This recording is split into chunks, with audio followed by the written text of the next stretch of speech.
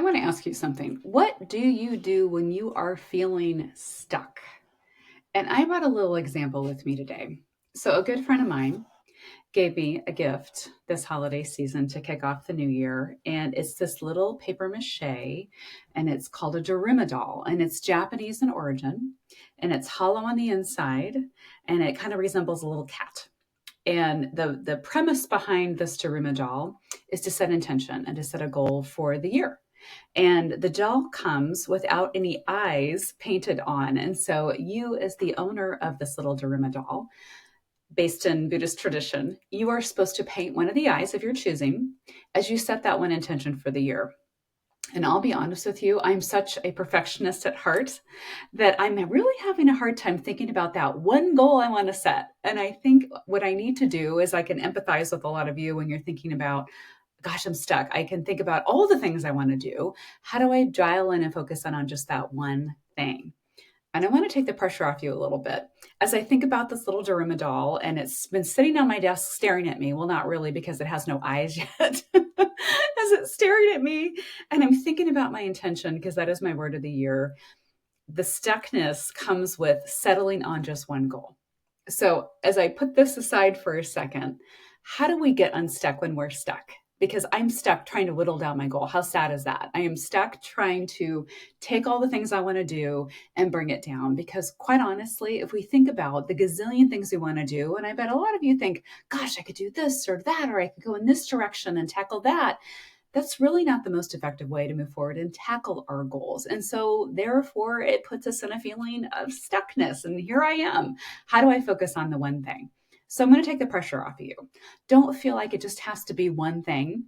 It could be one thing you start today, but take those 3 to 5 big bucket goals and put them into it.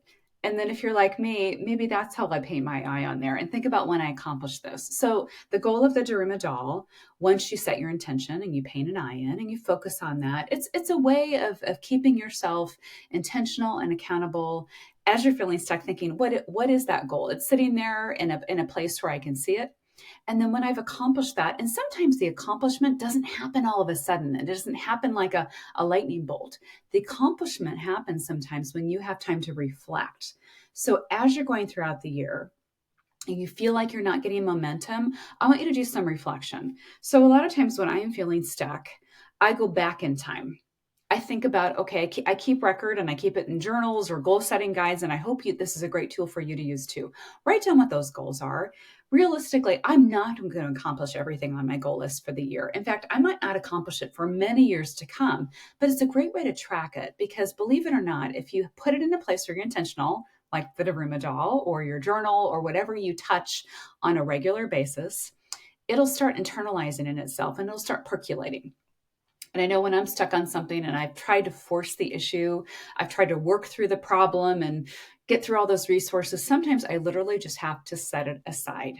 And I have to set it aside for a day, a week, a month, longer sometimes.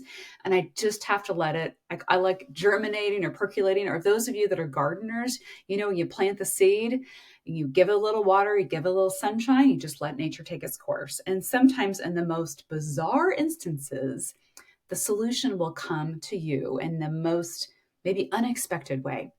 So what I like to do when I'm feeling stuck, go back in time, pull out those goals from last year or 5 years ago. And I want you to go through that list. And I want you to see what your present state is now. I bet those goals that you didn't accomplish during that time frame, you've probably accomplished them. Or they're not even goals anymore. You've taken them off the list completely. I want you to go back and I want you to check them off or scratch them off because I think that will really help you understand how you work. Is this goal still important to me? Is it even a goal? And second of all, oh my gosh, I probably just accomplished that. If you had a goal for so long, achieving a certain position within your company or hitting a certain income goal, I don't want you to focus so much on if it wasn't to the penny dollar what it was, but maybe you came within a few $100s or 50 cents, you still accomplished the goal. That was quite the feat. So give yourself some credit for that. The other thing I like to do when I'm stuck, besides putting away and giving it time, I want to focus on something different that helps my brain engage in a different way so I can come back to the table with creative juices. And sometimes those things include doing a physical activity, because when you're doing a physical activity and letting the analytical side of your brain rest for a minute, you're still doing something with your body. Your brain's still having to work. You're having to walk, put one foot in front of the other, making sure you're not running into traffic, or you're breathing okay, or you have your resources, or maybe you're noticing nature around you. And I'm using a walk as an example because that's something what I do on the regular. I love to get outside, hot or cold. Maybe if it's cold, I bundle up, and maybe it's as easy as just taking a quick lap around the block, and I'm clearing my head and I'm thinking about something totally different. That frees up space to let the ideas percolate. Second thing I like to do when I literally can't get past something, I call on my personal board of advisors, board of directors, board of advisors, whoever you are. You know, the people in your life that you can trust, that you can bounce ideas off of. Now, what I'm not looking for them to necessarily solve my problem for me, but I'm looking for ways that I haven't thought about before. And sometimes it's just tactics. Have you thought about this? Oh gosh, you should talk to. They've kind of conquered a similar type of puzzle or goal, or something that they want to accomplish. How do I? A lot of times I feel like we know where we want to go, but it's the navigating the steps on how to get there. And that's the stuck part. And you get frustrated. And if you're like me, and especially when I'm faced with maybe new technologies or new initiatives that I need to know, okay, I need to implement this to get to the next step. But do you? Is there a way to do it that takes that area out of your periphery and puts it into somebody else's set of expertise? The other thing I want to talk about when you feel like you're getting stuck is that you do not have to be an expert in everything. Gosh, that was a hard lesson for me to learn.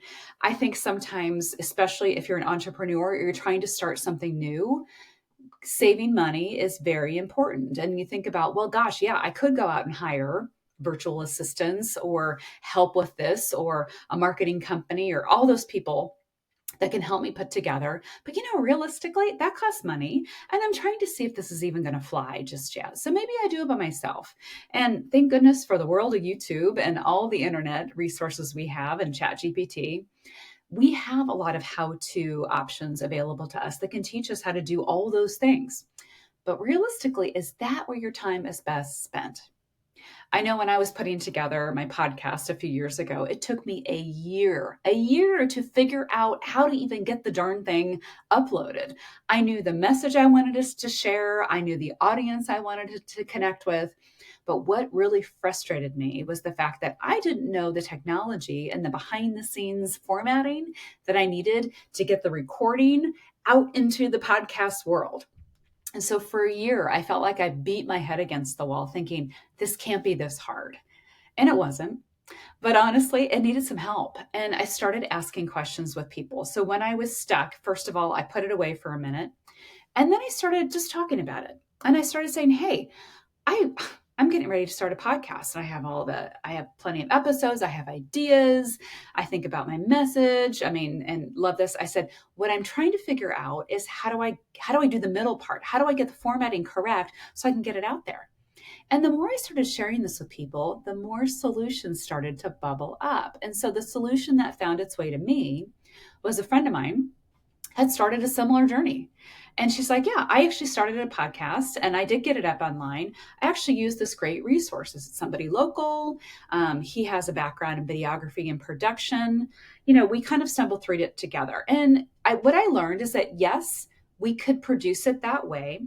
But what I also realized is that maybe that's not the most effective or cost effective way for me to produce it. And I said, okay, thank you for that insight, because I didn't know. And, going back 5 years ago, I feel like, as we evolve and there's more information at the ready, things get a little easier for all of us. But at that time, I didn't find many people that had a podcast. And I didn't find many people that had a podcast that knew the easy way to do it. So her and I decided, with her guidance, say, hey, let's go in together. Let's seek out a virtual assistant that has an expertise in this and see what they say. Let's interview some people. So we went to Upwork. Fiverr is another great site, but there's a lot of virtual assistant sites that have specific areas of expertise. For me, I was looking for podcasting production. So together we wrote a little ad and we advertised it on Upwork, and we said, hey, we're looking for someone to help produce a podcast. And we kind of set our budget range. And we had several people apply, and I got to look at their background and what they were offering. We interviewed a few people, and I chose one. And the guy that I chose, who was great, he worked me through. He's like, "Hey, okay, here's my advice," because he's done this before. He's like, if I can recommend what microphone you use or what platform you use to record. Yes, you can record on your phone, but maybe you might consider this. If here's more of the budget option, here's something if you want to spend a little more money. And in all, I ended up spending about $1,000 with him over the course of about 4 to 6 months to record. He did some editing, and then he formatted it and packaged it all up, and away I went. And then I was a published podcaster. It was out in the world.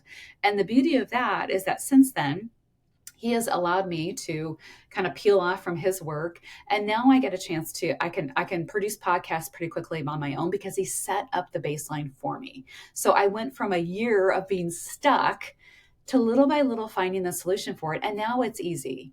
And so what I can share with you, that experience alone is that yes, I hate the fact it took me a year, but I learned so much during that time, and I'm glad I found came the solution I did, connecting with people and connecting with Daniel was the name of the gentleman on my virtual assistant, my podcast producer that helped guide me on those areas that kept me from struggling and struggling and struggling. You know, some of you, you might find different aspects of your work and your life. You're like, oh, I can do that. No problem. Well, there you go. Hone in on that. What do you do really well and what's easy for you? I know people that are my age or older, social media isn't always an easy thing. And I ask people constantly, okay, I know I need to be on social media. It is not something that I naturally gravitate towards. I for whatever reason, I'm getting better, and that's one of my intentions for the year is being more consistent and regular with it. But a lot of times, I feel stuck in that environment. I feel like, what do I have to say today?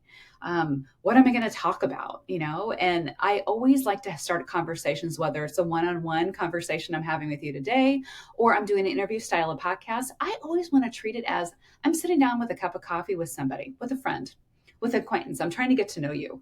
I'm trying to share a little bit about myself and my life because I hopefully you'll find a nugget that you're thinking, yeah, I get it. And maybe that's beneficial to me. And it's something that I can relate to and maybe implement in my life. And hopefully through these conversations, we can share information with each other and through our experience with each other that gives us a little bit of a nudge forward and helps get us unstuck and moving in the right direction. So, as you set your intentions, your goals for the year, your goals for whatever time of year, whether you're in the start of the year, in the middle of the year, you need to work some things, don't feel bad about being stuck. Sometimes stuck is a signal to stop for a second and take a step back and revisit it and put it on a shelf for a minute and think about something else. I know I feel the most sense of gratification and achievement, which sometimes we need that in our lives, when I park the stuck thing and focus on the things that I can get the easy win, the low hanging fruit. So another way to get unstuck. What can you do now that gets you the win, that gets you across the finish line to say yes? Because sometimes we need to feel like those check marks are checked and the list is complete and we've done those things. It could be as simple as, hey, you have this task that has been on your desk for a while, and it's something that honestly, if you could focus on it, it'll take you 10 minutes and you can knock it out. But it's something that, maybe doesn't get you excited, but you're really good at it and you can crank it out fast. Tackle that one. Tackle it for 10 minutes or 30 minutes or, however long, make it a short window so you can feel like, okay, I'm freeing up headspace. I'm freeing up space in my life to come back and focus and get those creative energies going again. So I hope if you are somebody that is interested in the Daruma doll, it's spelled Daruma. I'm sure you can buy these online. It's just a fun little tool to have on your desk or in your life if you like to set intention that way. I was not familiar with this at all, but I love the story behind it. And I'll read you a little bit about the origins and history. So it's actually named after, I'm going to totally botch this, so you have to apologize here, the founder of Zen Buddhism. According to the legend, he meditated for 9 years in a cave, losing the use of his limbs due to immobility. So that's why this little doll's design has no arms or legs. The Daruma round shape ensures that it always returns to an upright position when tilted, embodying the Japanese proverb, which means fall down 7 times, stand up 8. How cool is that? The phrase underscores the doll's association with persistence and resilience. So we fall down 7 times, get up 8. I love that. So it's made from paper mache. It's hollow inside. And then the eyes, I talked about a little bit earlier. So when you get this Daruma doll, the eyes are typically blank, and you color in one eye as you set a specific goal or wish. Once the goal is achieved, you color in the other eye to mark it as a sense of accomplishment. It serves as a motivational tool and a reminder of your commitments. People use Daruma dolls for various purposes, from personal goals such as academic achievements to career aspirations to broader objectives like business success and health improvements. When setting the goal, you paint one eye, symbolizing the beginning of the journey, and then you place it in a visible spot as a constant reminder of your commitment. The practice not only fosters a sense of accountability, but also serves as a source of inspiration and encouragement. I love that about it. So, whether you're using your Daruma doll this year from the Japanese culture or you're setting other intentions in that way, I hope you give yourself little reminders in your everyday life, cues that help you get unstuck when you are ready to pursue and move forward and you're frustrated. So, good luck to you. I can't wait to hear all about goals you're setting, what your intentions are. I love to hear from you. So please comment, subscribe wherever you're watching this, whether it's on YouTube or on a podcast platform, and connect with me. I love hearing about what you're doing and how you're impacting the world through your life and your business.